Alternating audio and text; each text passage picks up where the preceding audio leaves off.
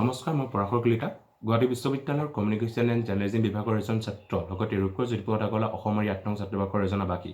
বৰ্তমান সময়ত আমাৰ ছ'চিয়েল মিডিয়া আমাৰ হোৱাটছআপ ফেচবুকত এটা WHO ৱৰ্ল্ড হেল্থ অৰ্গেনাইজেশ্যনৰ এটা মেছেজ ভাইৰেল হৈ আছে, য'ত কৰোণা ভাইৰাছক লৈ তেওঁলোকে বহুত protocol after 1 days, after 4 days এনেকুৱা ধৰণৰ মেছেজ এটা দিছে। এইটো মেছেজ আপুনি হয়তো পাইছে আৰু এই মেছেজটোৰ সত্য নেকি আহকচোন জানিবলৈ চেষ্টা কৰোঁ।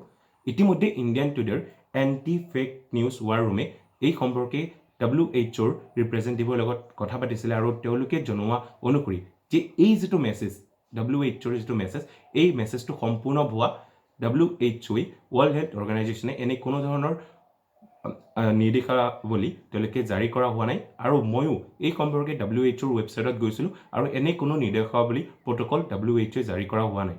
অৰ্থাৎ আপুনি মই এই যিটো হোৱাটছআপত যিটো মেছেজ ভাইৰেল হৈ আছে WHOৰ প্ৰট'কল আফটাৰ 1 days, এই মেছেজটো সম্পূৰ্ণৰূপে এটা ভুৱা মেছেজ। ধন্যবাদ, আগলৈ লগ পাই থাকিম।